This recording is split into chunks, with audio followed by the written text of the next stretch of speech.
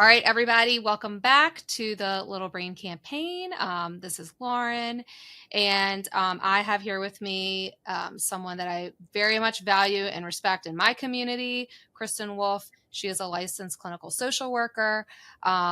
She has a practice where she does something called dialectical behavioral therapy, or DBT, and she has been an absolute lifeline for a lot of my really, really challenging patients. And I have found how, DBT has totally turned things around for them. So we are just going to pick her brain about DBT so that people understand what it is, what kind of clients or conditions would benefit from it, because I think a lot of people don't really understand or are aware of DBT. So thank you for being here, Kristin. I appreciate it. Thank you for having me, Lauren. I'm excited to be here and talk about DBT.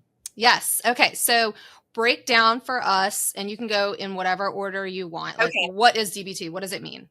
Okay. That's like, I had a feeling that was going to be the first question. So, you know what? But so there's lots of pieces and parts. So I might start off summing it up a little bit, and then you can kind of ask me the layers. Yep. So, when I have a new client come in and maybe you've referred them to me, or, someone gives me a referral and I'm trying to explain it to them, I might start off by saying, let me kind of explain it in a nutshell, give them the quick version. And dialectical behavior therapy. So a lot of people have had cognitive behavioral therapy, CBT. We know that's like the gold standard for everything, for depression, anxiety, all of it. So I try to explain that it's like, it's there and a little bit more, or a lot more. Yeah. And so one piece of that, and when I'm explaining that, the difference with like CBT and DBT, there's a lot, but just the nuance with that, which I really, really like with DBT, because a lot of people find CBT invalidating. Like, change your thoughts. Not easy to do. Nope, not at all. So, what I like about DBT is it's all about validation and self-validation. So, what DBT is saying is that we're trying to teach people to be dialectical. So two things that could seem like opposites can both be true. Okay. So we're trying to it's almost sort of like I say, bear with me, we're going to get a little philosophical or existential here. But what is the truth? What is the truth? I mean, we all hold our own truth. Right. So how it's different is that we're seeing all these opposing sides and all these opposites, and we're holding both. Okay. So trying to encourage people to take a middle path approach, to see things less black and white, see things in their shades of gray. We know that with most of the disorders that we're working with or issues that people are having, people are getting stuck. Usually people are getting stuck in what we call in DBT emotion mind. So being so stuck in their emotions that whatever they're thinking and ruminating on becomes the truth. And sometimes it's not. Most of the time it's not if you're in emotion mind. Right. So it's trying to be balanced, trying to take a dialectical approach. And then there's so many other layers of the therapy, which I can get into. Yeah. If you want. Yeah. Yeah. I mean, go do it. Okay. I mean, it can get, there's a lot of details to it, so I don't want to bore people with it. But, so we've got the basic, when I'm trying to explain it, what is DBT, the dialectical part that's so important. And then how it's a little bit different and more than CBT. We're trying to say your day did suck. Right. Yeah, that sucked, yeah. And then, we try to teach the word and. Okay. And I don't know, was there something in it that was okay? And can you imagine that maybe it's not going to last forever? Right. And can you imagine that things could be better? Most of the time, people are telling me things from their past where I know they can tolerate it and I know that things are going to be better. So to buy into that. Okay, so the other pieces to that would be there's different, to be comprehensive. So you'll see DBT, what is it? And lots of people will say, oh, we have DBT, we have DBT, we have DBT. Well, there's comprehensive DBT, which is called DBT. Okay. Then there's maybe people are just bringing in aspects of it. which is fine. There's nothing against that. But what I want to do and what I do is the comprehensive DBT. I mean, people can sign up for whatever they want, but when they're signing up for DBT, they're going to get the comprehensive DBT. Okay. That involves the DBT skills. Okay. Which is best for me when it's conducted in a group format. If I have like, you know, the right mix of people, and it can be really challenging to set that up. And it can be done in other ways. You know, sometimes people don't want it in that way, or their schedules, it doesn't match, but it's easier to have it separated. Okay. But it can be done other ways. But you're getting the skills training. Mm-hmm. And so we're teaching skills with DBT. Mm-hmm. So, and the skills are great. They're just, a lot of people tell me like, wow, these are just like life skills. Like, why aren't they teaching these in school? Yeah. Yeah. You know, like practical stuff. Right. So you've got like mindfulness.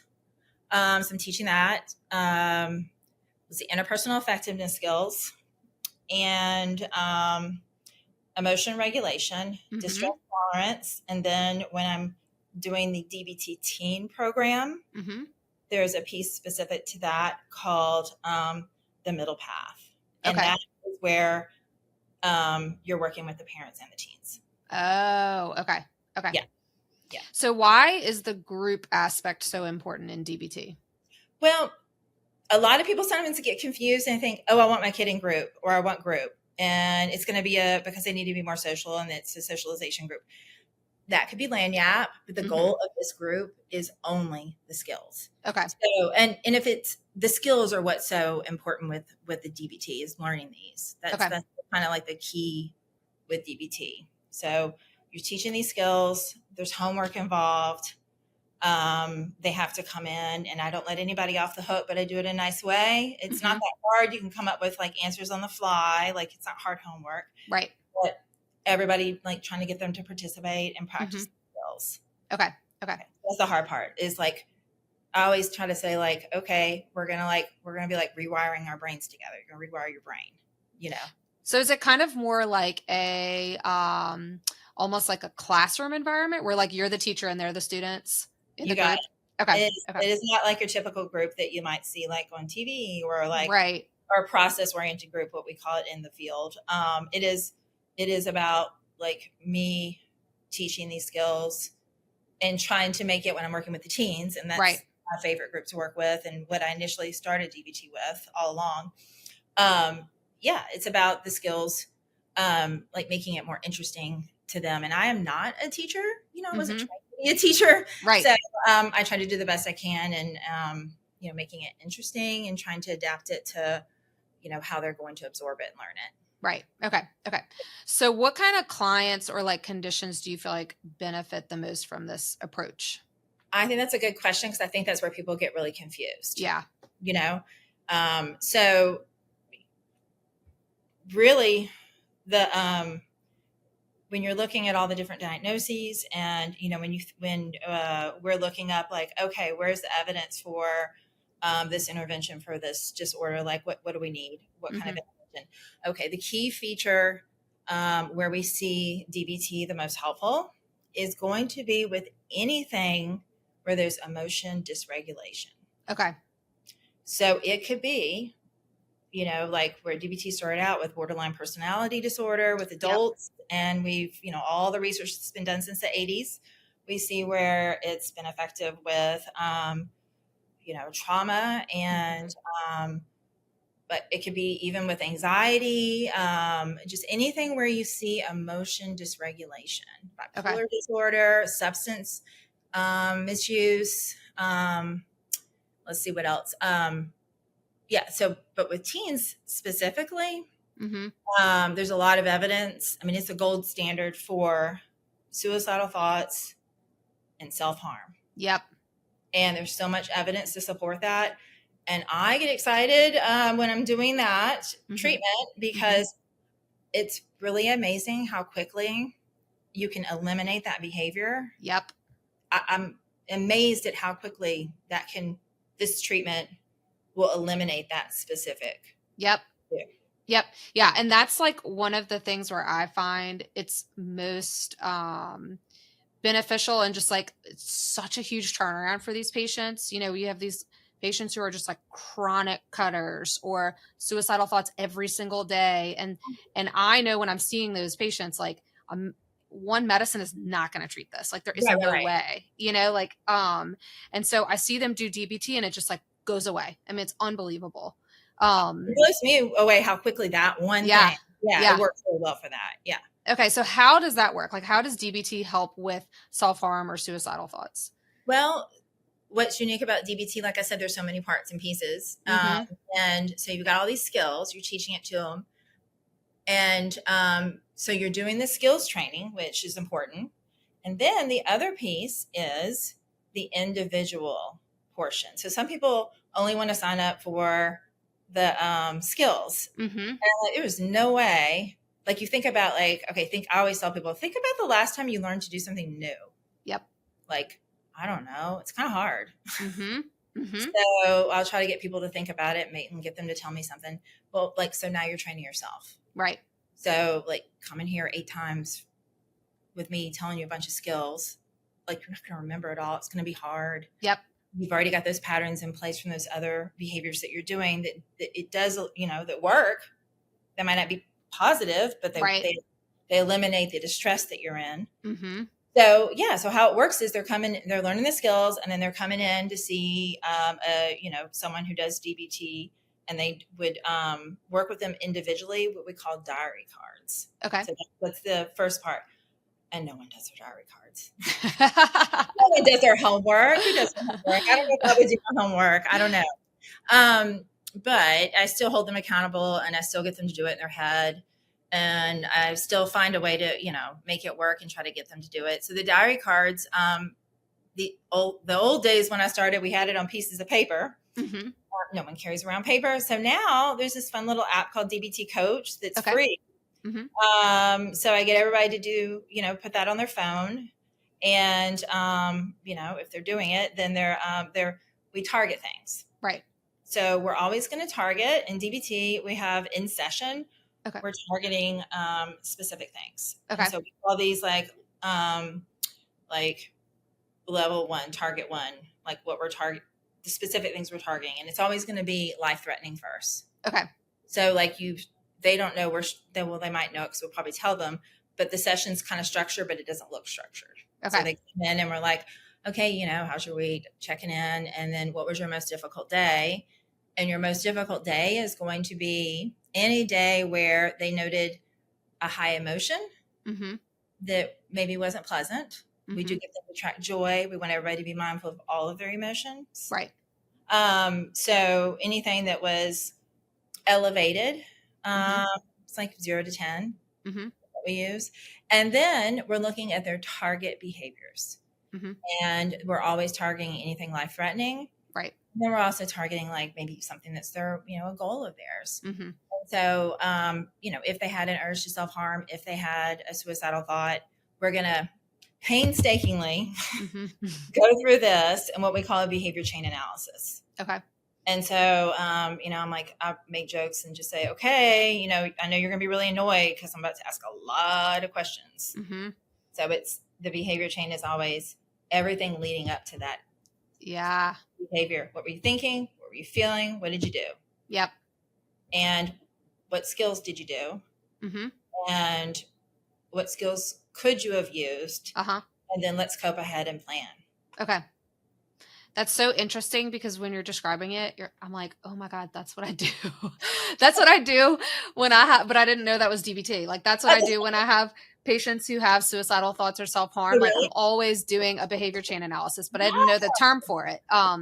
Okay. You're like, okay, trying to get your data, right? Yes, exactly. Yeah. Because it's like, a lot of these people don't recognize this whole chain of events that leads up to it. It's like all of a sudden they just end up cutting themselves or end up with suicidal thoughts. Right. And so they don't realize that there's this whole process leading up to it, that where they can intervene at some point and prevent the escalation.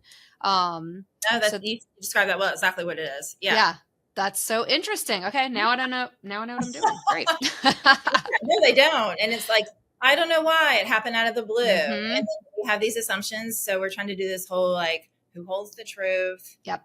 We're going to like be flexible. And I'm not here to tell them what to do, except like if it's a safety issue, Yep. right? But it's more like, you know, I'm here with you, and there's like I don't hold the truth. You don't hold the truth. Yep. We have these assumptions that we all are going to agree on. Mm-hmm. And one of the assumptions is that there's cause and effect. There's a reason, you know? Is there any research into, I mean, I can say clinically what I see is that my patients who have like chronic suicidal thoughts or self-harm, and they go through, you know, they do DBT, and then like the effects last pretty much forever. Is there research about that? Like the long lasting effects? You know, I'm sure there are. Yeah. You know, and off the top of my head, I don't want to quote anything that might not, like, I don't know. Yeah. For sure. But, you know, but yes, I know from my own, I can see it. Yeah. You know, like to me, the way I look at it, it's like operant conditioning, you know, like, like training, like pairing something. And so I'm trying to always, the longer they can go without it, it's almost like it goes away. Yes. It's like it stops becoming an option in their brain. Right. You know? Yep. And then like it's just not even there. Yep. Yep. You know, and sometimes people need, if I see them like, you know, depressed, you know, actively depressed, clinical depression, you know, then I'm like, okay, we need to like just let's go talk to your doctor, or let's get you to a doctor so we can dial that down a little bit. Yeah. So that they can be present to even use the skills. Like they can be in a place where they can't even use them. Mm-hmm. Yep. Yep. Okay. Yeah.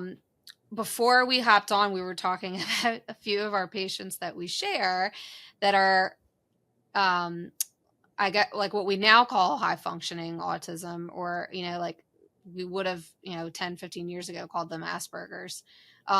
Is that something that you're starting to see come into the office? So it's interesting. I have, when I look back, like when I started doing this early on, I would get referrals, and at first people would say, well, do you see someone with autism? And I'm not sure about the studies, like way back then when I first started, and it wasn't like it was eons ago, but like earlier in the 2000s, I would say. But now we're seeing, and I did make sure and look up some research, and it's very beneficial. Then when I was doing it, and I was seeing people with high functioning autism, you know, or what they call level 1 now, I guess. But yeah, it's fascinating to me. That's almost my easiest group to work with. Yep. It's strange to say. So I really enjoy it because I feel like it works to the brain. So the research says it is very effective with people with who are neurodivergent, and with people with autism. So, but when I'm sitting there in my office and seeing it, I'm fascinated by that. To me is another fast fix. Yeah. Like, let me explain this. And it's like, because it's so, I don't know what the word I want to use for it, but like, you can just have all these skills like in your back pocket, sort of. Yeah. So you're teaching them, one of the first things we're teaching this whole concept about dialectics, but we're teaching about mindfulness.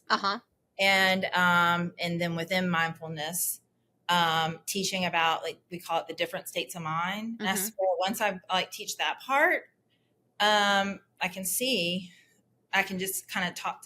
So we have it will be emotion mind, and then we have reasonable mind, and I'm trying to get them to use a wise mind. Okay.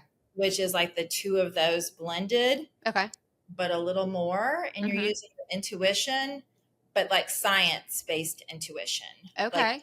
Because we're always scanning and picking up on things. And so we know that people who are neurodivergent, I mean, they're really good at picking up on subtleties and tones and things. And so being able to have them label that, you know, like, no, you're right. You are picking up on that. You were right. And then you see a lot of people, I feel like, I mean, not everyone swinging maybe with, if they're coming to me, Right. for some sort of emotion dysregulation. But I feel like it swings from either too logical, so one extreme, like the reasonable mind, when I'm talking about the different states of mind, to the, and then if it's like, then it can go just 0 to 60 with the emotional mind. Right. So I feel like when I'm explaining that to someone who is neurodivergent or who has autism, they're like, okay. Yeah. And they start working like that. And then they're like, they can just kind of logically like, okay, I see that I'm being too logical. Yeah. What is my body telling me about my emotions? Or wait, my body feels that way because that is an emotion, you know? Right. Yeah. It's so interesting because, you know, like when I was in training, I was kind of trained to think that DBT was only for borderline personality disorder. And that's probably how I utilized it at first. And now it's like, I'm seeing how versatile it is and how many different presentations or conditions can benefit from it.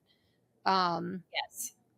And it does, you know, that's interesting that you said like your clients say, why don't they teach this?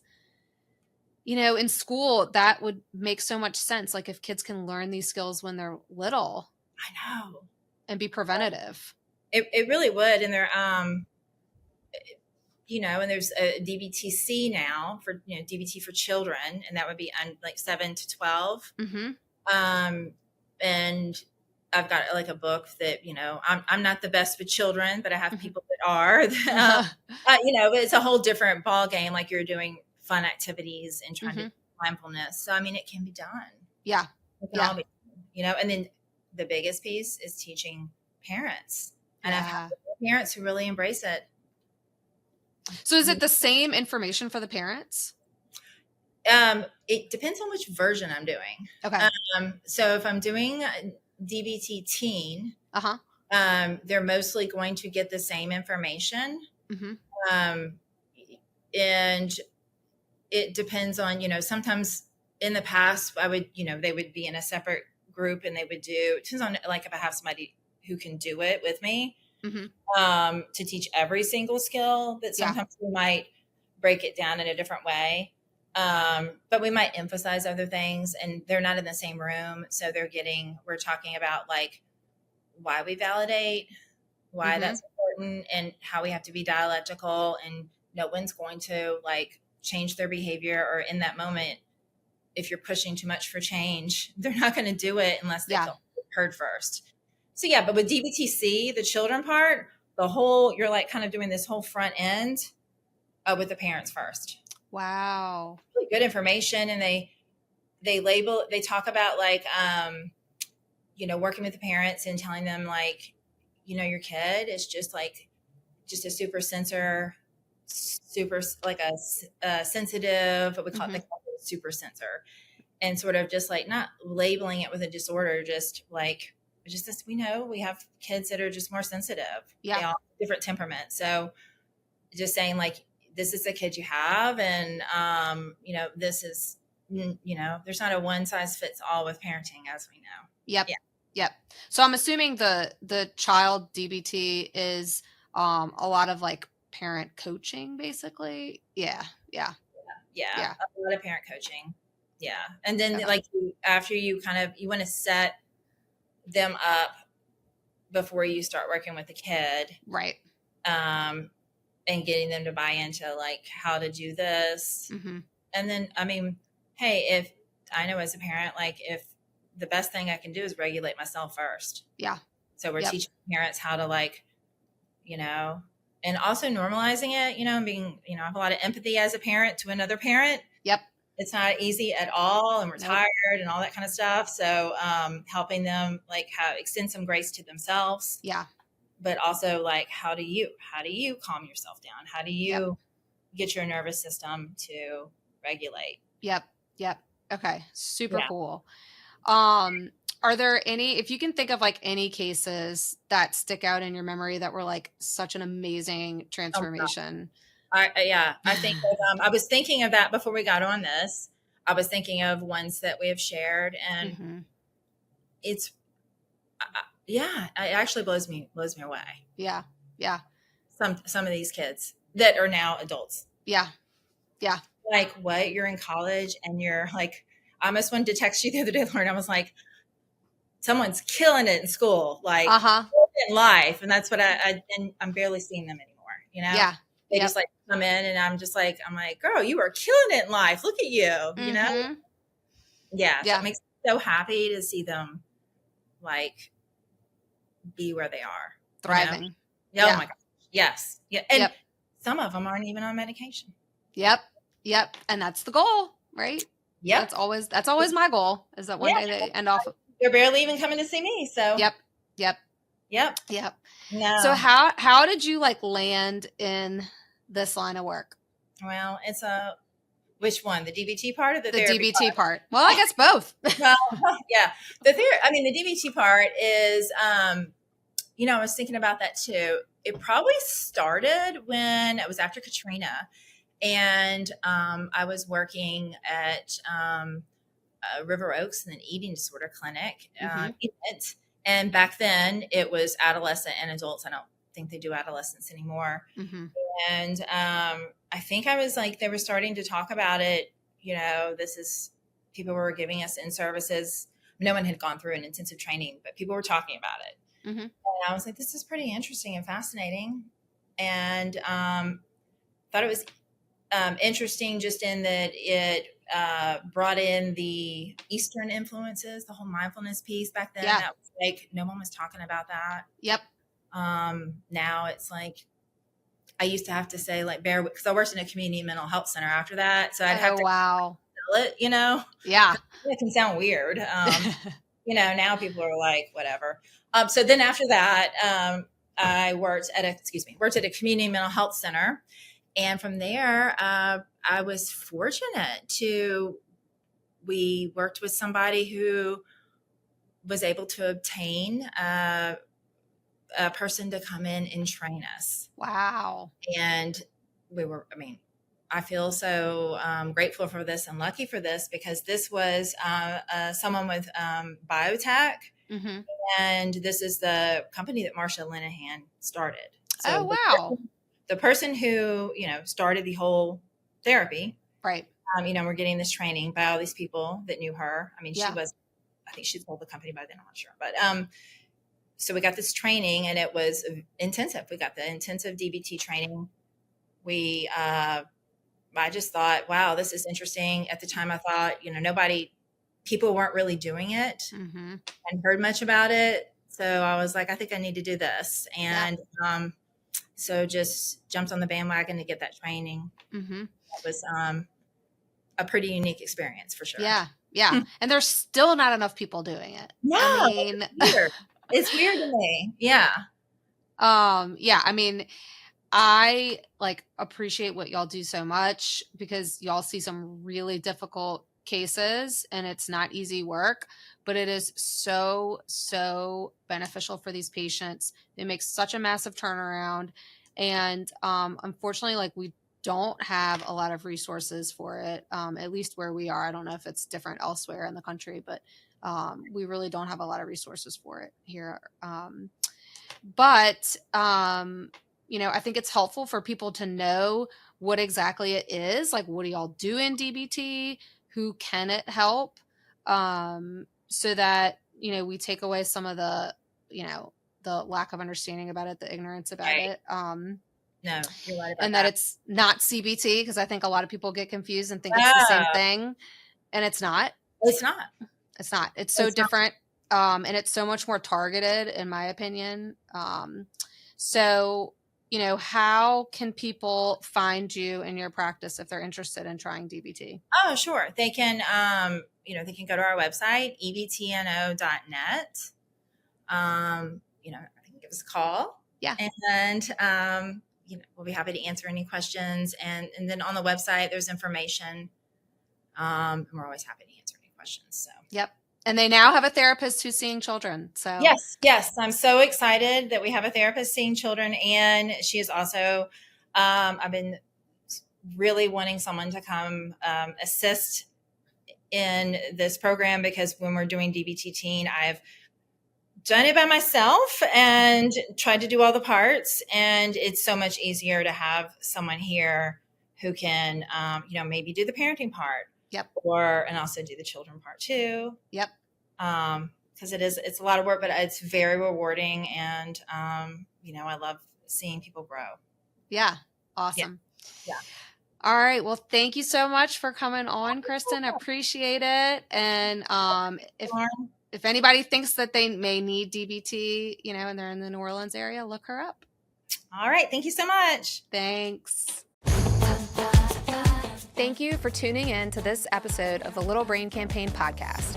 If you enjoyed our conversation, give us a follow on your favorite podcast platform so you never miss an episode. Please take a moment to leave a review while you're still thinking about it. It really helps grow the podcast, and I love hearing from our listeners. See you next time.